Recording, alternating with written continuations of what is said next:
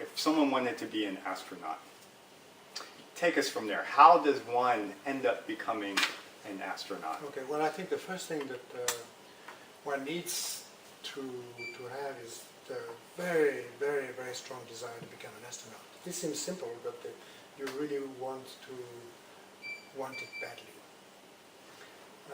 Of course, you'll tell me it's the same for other professions. A good painter wanted at some point to become a painter and pursue that goal. But astronaut is a long road until you get there. It's very competitive, so you really want to pursue it with a lot of intensity. Okay. And but at the same time, and this is interesting because the likelihood that you are not going to make it from the time you decide, I want to try to become an astronaut, because many wanted to do that and finally did not succeed. Until you get there, it's a long road. It's tough. It's competitive, and it takes time. And you need always to have escape routes. One civilian and military pilot, and the other one having studied physics, astrophysics, and having been a scientist. And it was important for me to have those two qualifications because the European Space Agency was looking for scientists before anything else, not for pilots. Being a pilot was a huge plus, but it was not a requirement. I studied a little flying in parallel, private pilot license, and then when I started in the military, I was accepted as a pilot. And then for 2 years, I had to do this, 2 years back to back. So I had to stop my studies. So I became a full-time pilot or pilot trainee for 2 years. Then I went back to my studies and finished my studies, but I was then incorporated in a squadron as a military pilot, and every 2 months I was spending 1 week with my fellow pilots flying jet airplane with the ground attack role. So that was a period of time when I did the two things in parallel. And in fact, for most of the rest of my life, the flying was always present, and there was always some scientific or technical activity in parallel. So I lived in these two worlds, which was fortunate for me because both these were very useful. I had gone to Switzerland to fly as an airline pilot, doing science in parallel during my free time. And that's the time, that was in 1975, I was an airline pilot, when the European Space Agency said, we are going to recruit European astronauts. And immediately I decided that's what I'm going to try to do.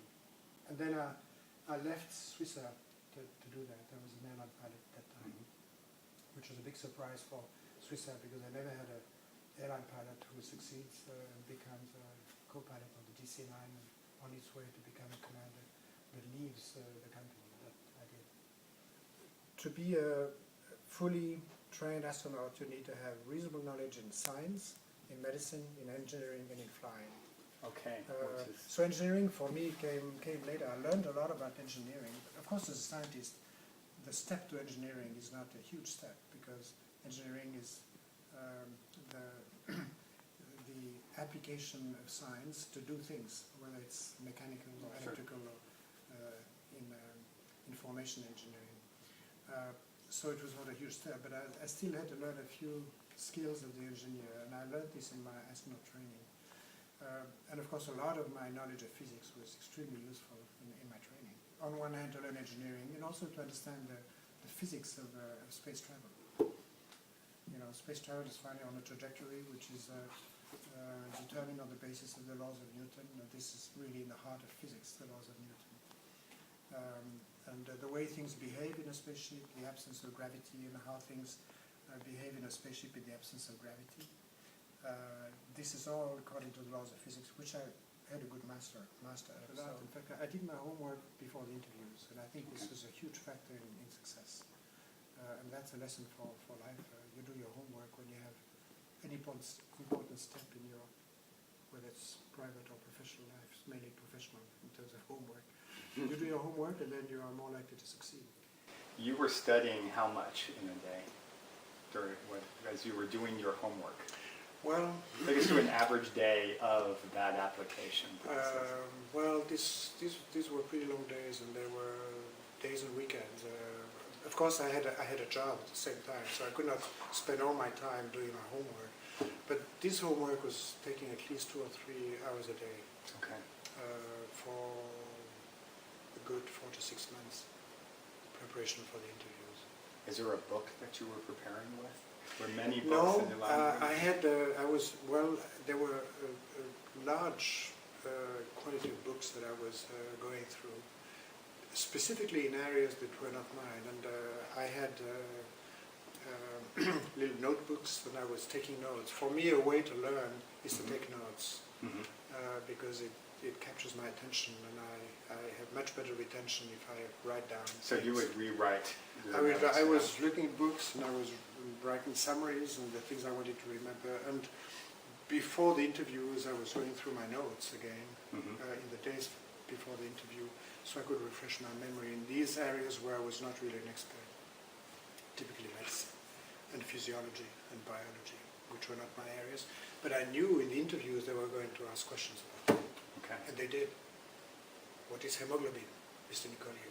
And as an astrophysicist, of course, I could have had a vague idea, but I had a relatively precise idea because I had studied, and that helped. Okay, interesting.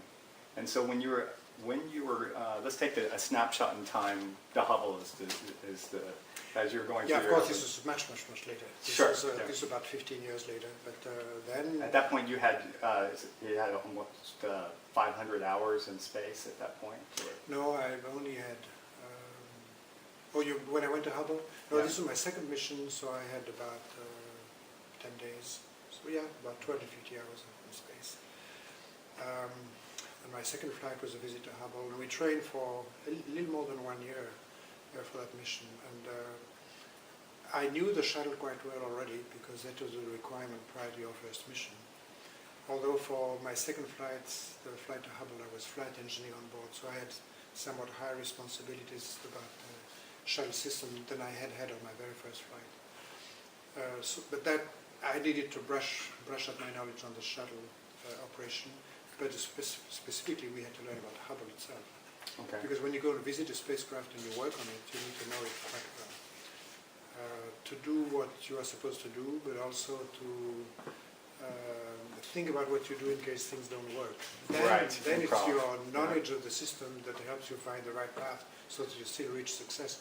Because if everything goes well, you do what you practice in the water, and you need to know the telescope, of course, but you don't need to know it in detail. But if things don't go well, then you need to use more knowledge to find the right path so you can still reach all these alternate paths in case we had problems, either with the system or because of losing something or somebody being sick.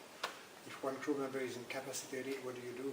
You prepare a spacewalk, and your fellow crew member who is supposed to be with you is not well. On board, who is the IV crew member as opposed to EV crew members. EV is for extravehicular, IV is for intravehicular, with the procedures, reading the procedures by voice to the fellow crew members outside. And there was one behind him looking at all the alternate paths in case this doesn't work or this doesn't work. So there was a lot of choreography in a way. Sure, okay.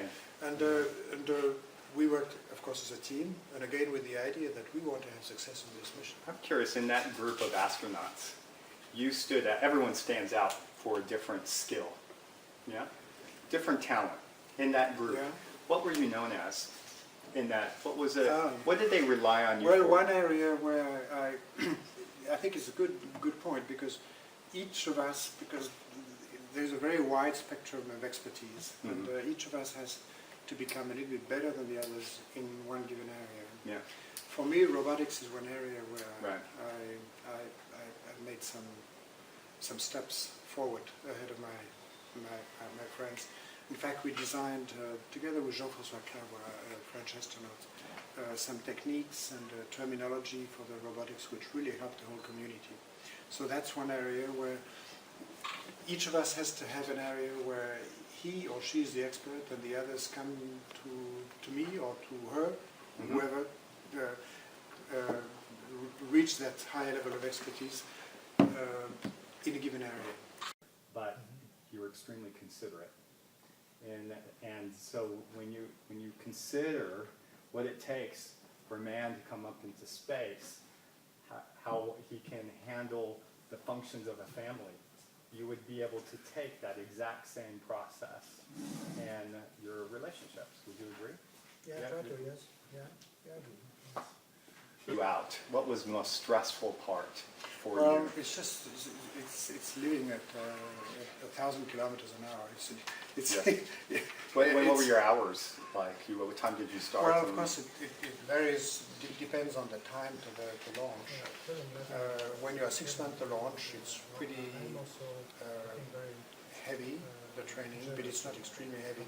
The heaviest is about 3 months, 2 to 3 months before launch. And then it decreases a little bit the workload in training because you don't want to have people tired when you go to launch. Sure. So there was a peak maybe 1 month before launch, I would say, 5 weeks to 1 month before launch. Hours, I don't know, 60 hours a week or so, and very often weekends also.